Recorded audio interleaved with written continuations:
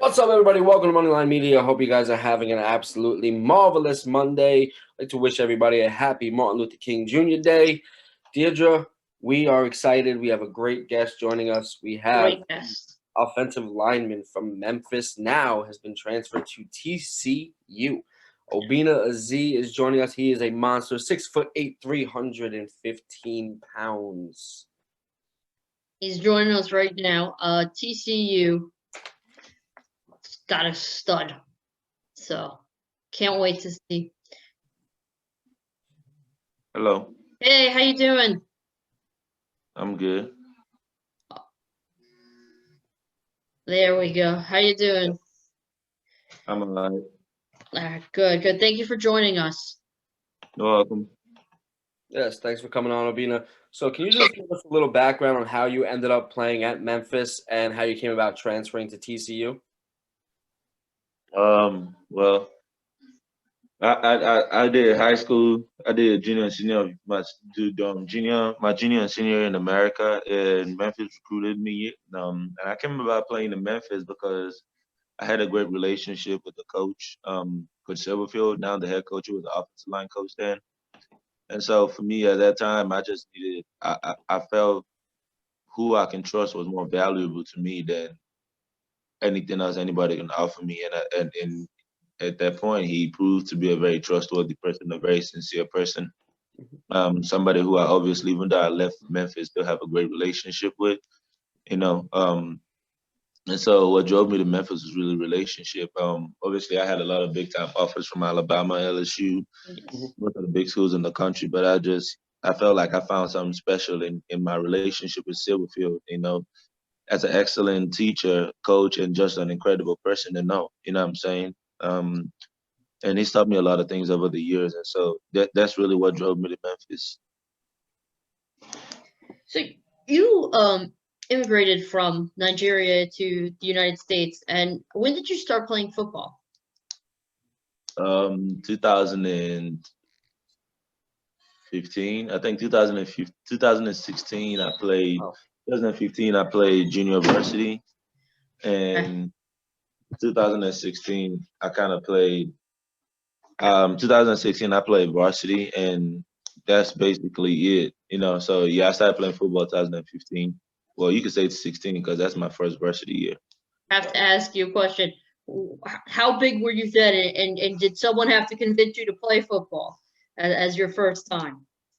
I wasn't very big. I was probably like, when I first got here, I was a basketball player, so I was like 215, 220. Okay. And so by the end of the summer, I had gotten to like 245, and eventually I think my senior year, I got to 275, 280. How tall were you? I know you're 6'8" now. How tall were you then? It's probably like, I don't know. I probably like 6'7", 6'6". I don't know. Oh, okay. Oh, wow. I don't think I'm 6'8". I think that when I came to the U.S., a lot of people measure me off of my basketball height, Gotcha. which would be 6'8". But I think I'm about 6'7". 6'7". Okay. Cool. So what has this season been like for you playing through COVID-19 and this pandemic? It's been kind of like different in a way. It's been it's been weird because that's not the usually expected situation with football, and all the testing and just a lot of things that go with it. But I think for me, I think the environment was very weird, like not having the fans, you know what I'm saying, which is kind of like a big part of the soul of college football. And, it's just, outside of it for me, I think everything was pretty much the same. And another thing that missed out was just that camaraderie with your friends and your brothers in the locker room that kind of COVID took away from us for a long period of time, spring and most of summer. And so outside of that, I think on the field while playing, I think for me, I always been the kind of guy to just zone in, let a game be a game. So you decided to go back to school instead of declaring for the draft, and you are transferring to TCU. What impacted your decision to go back to school and also to transfer? Because I don't feel like I've maximized my potential in college, Okay. and then going to TCU, I just no, it's my last year in college, and I just wanted to be able to do it and play on a bigger stage, you know. And it has nothing. A lot of people have asked me, what does that have to do with Memphis? I'm like, it has nothing to do with Memphis. Memphis is Right. a great place for me, and Right. I just felt like competing at a higher level, and that's all there is to it. Is there anyone from the Big 12 that you have not matched up against, like a defensive lineman or someone that you're looking forward to matching up against this year? No, not especially. I really done a lot of guys in the Big 12, but obviously I will this fall. So but I'm looking forward to it. I'm looking forward to challenging myself to the highest level and see where that goes. So what should TCU fans expect from you as a player? Um, I'm a man first, and so me saying that is I always give my all with football, but also I'm a person who's able to pour into my community and help in whatever way I can. I think that my work in Memphis speaks for itself. I am a Christian man, and my faith and my belief in Jesus comes first, and that's how I treat people. And so, what TCU can expect from me is a man, a good, godly Christian man first, and um, football just happens to be one of the many graceful things the Lord has blessed me with, and I intend to give my all with that too. Awesome. Awesome. You are an all-academic student, which is so important. It's more than just football. There is the student athlete. How do you feel that your academic prowess translates on the field? I mean, academic is kind of the way that it translates for me is just school is work, and obviously I don't think that a lot of people who fail classes fail classes because they're not smart. I think a lot of people fail classes because of lack of effort. And so if you could tell a lot about somebody's just like demeanor about how they handle schoolwork, you know what I'm saying? And so obviously it keeps your mind sharp, but also like it puts you in this mindset where you have to be determined and be willing to do whatever you have to do to pass. And so for me on the field, that's kind of the same way I'm on Saturdays. It's once I put my pads on, I gotta do whatever I gotta do to make sure my team wins, and even if it's collecting information on pass rush from first quarter to fourth quarter and being able to just, evaluate and calculate, or whether it be watching film or disciplining myself to watch 30 more minutes of film every week, that's kind of the same way I deal with school. School and football, I handle them both the same way. Some days I will sit on the computer for 4 hours and get a lot of work done, and some days, you know what I'm saying, it might not be as much, but I'm always willing to put in work where it's needed, and that's really what it is for me with school and football. Just there's always gonna be work to put in. It's just about who's gonna sit there to do it. Absolutely. Is there anything specifically that you're working on this off season? I play offensive line, man.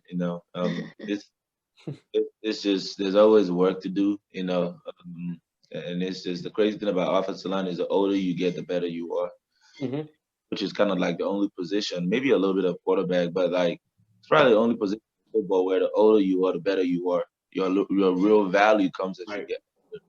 And so for me, it's offensive line is more of consistency. I think that's the biggest thing for me this year. I think I've learned a lot of the offensive line and the starter over the years, and it's just consistency. Being able to produce excellent, perform at an excellent level at a really high level consistently. And so that's really what I would say my concentration is on right now. Love it.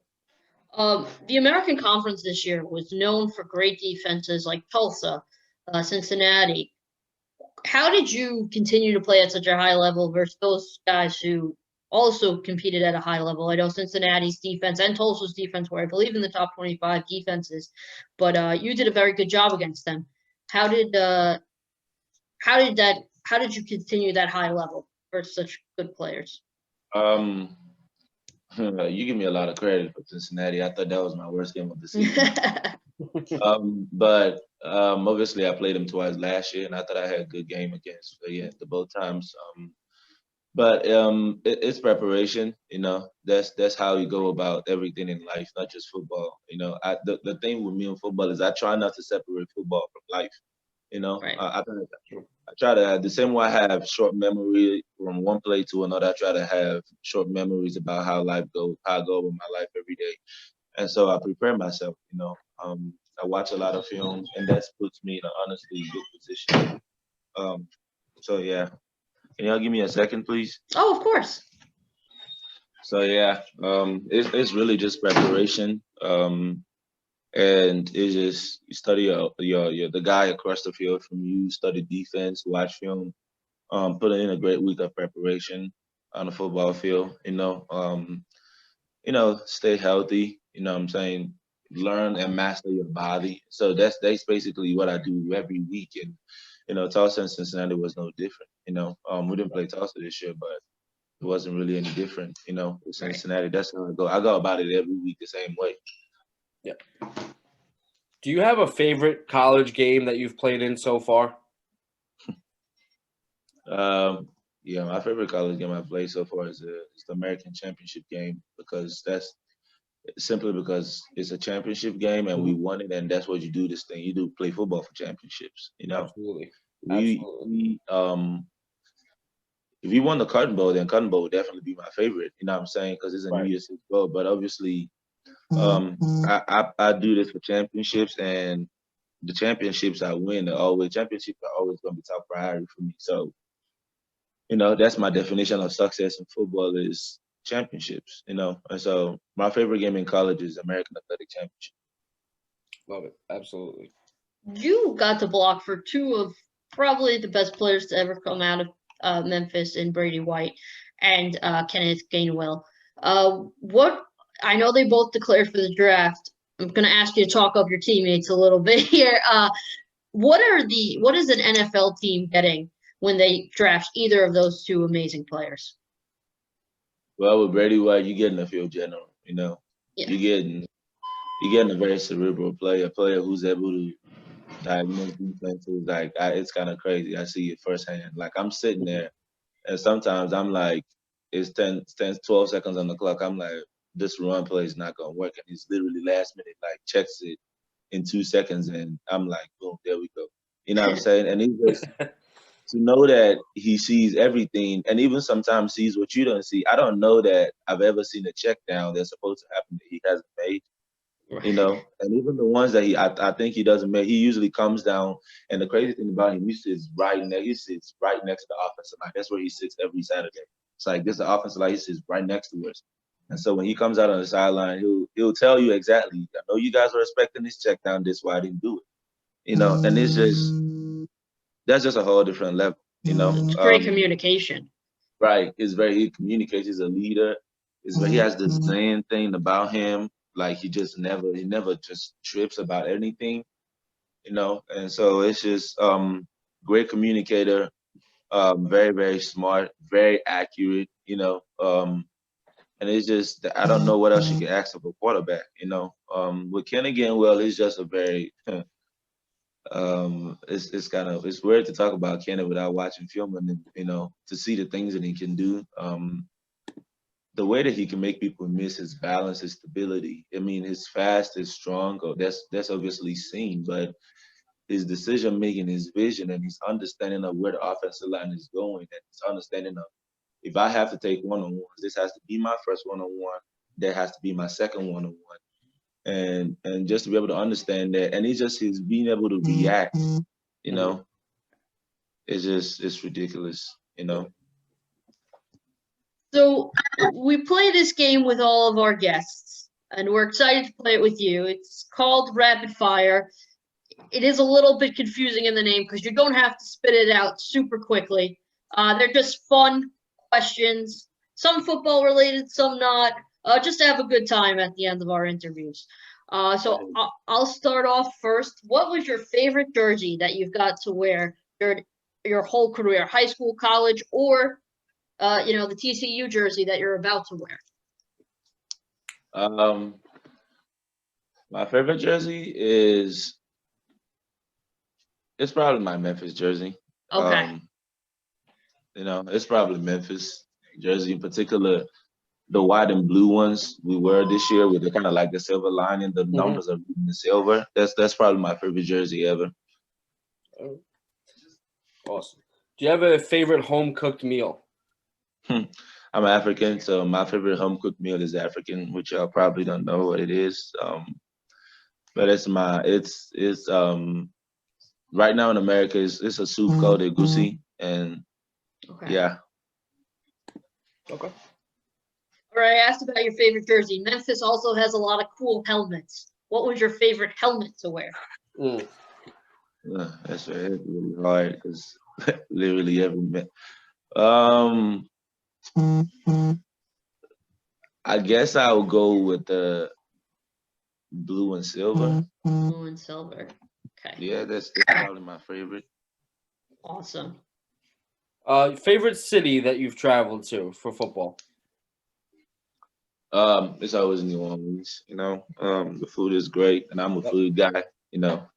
So yeah. absolutely. Do you have an offensive lineman that you model your game after? Someone in the NFL now or that previously played in the NFL? There's a couple of guys that take into consideration. I don't think I'm exactly. I think that one of the things that offensive linemen have to understand is you can't really model your game after anybody. Every offensive lineman is gifted differently in a different way. And so, but I will tell you guys that I add from that game. Teron Amstead is definitely one. Andrew Whitworth is definitely one. Tyron Smith is Mm. definitely one. Trent Williams is definitely one. And actually, the fifth guy is Taylor Lewan. Okay. Okay. I like David Bakatari a lot, but man, it's just his technique and his stance is just so unique to him. You can't copy that. Right. It's just great to watch, but you just can't do Tough to nothing with that. duplicate. Right. You can't do nothing with that. For sure. If you could choose one animal to be, what would it be? Man, that's a rough question. I like wolves a lot. Wolves? Okay. Not a Yeah, I tiger? like wolves. Man, I probably won't go for a tiger. You know what I'm saying? I like wolves a lot because I'm a team guy. I'm a family man. And so it's just, yeah, I'll take a wolf. That's Okay. I just the mentality and there's a sense of having a pack and just how they move together, hunt together, live together. There's a complete sense. That's a good structure of authority and order with wolves. And that's the kind of guy I am. I like to believe I'm a very structured guy. Mhm. Have my stuff together most of the time. So yeah, I'll go for a wolf. Love it. Is there a team that you didn't get to play this year that you wish you got to play against? Tulsa. Tulsa. Okay. Yeah, because I didn't have such a great game against them 2 years ago. And so yeah, that's probably Tulsa, but it's okay. You get what you get, you do the best you can with it, and you move on. Is there a college football stadium that you haven't played in that you want to play in? In the American Conference, Any conference. In any conference. shoot, man, Tennessee's pretty awesome.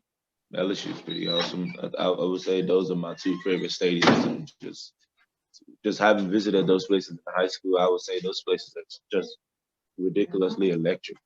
You know, so that if I had to go play somewhere, if I had to play a stadium, that would be really nice to experience. Yeah.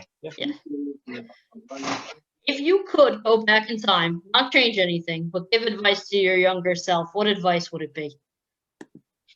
If I could advise my younger self, I would always say, you know what, man, you weren't crazy. You know what I'm saying? Wanting more. You weren't crazy, just wanting to just thinking big as a kid in Nigeria. You weren't crazy, just believing in yourself in a very, very weird, different way, and in a way that nobody in my family ever.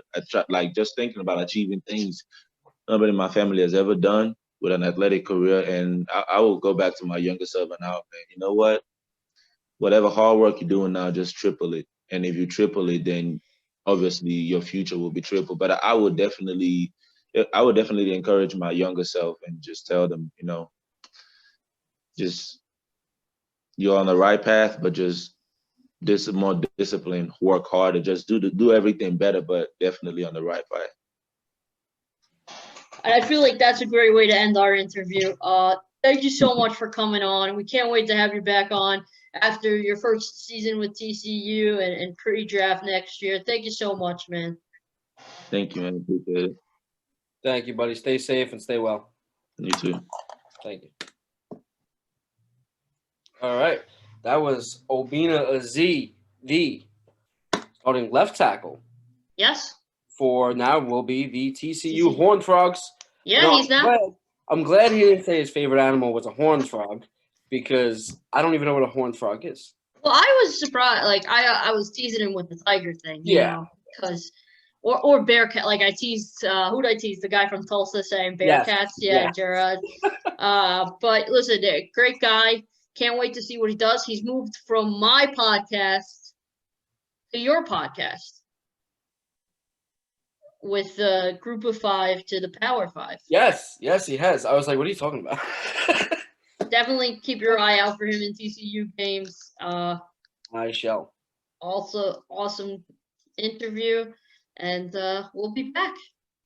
That's it. Stay safe, stay well, stay hydrated.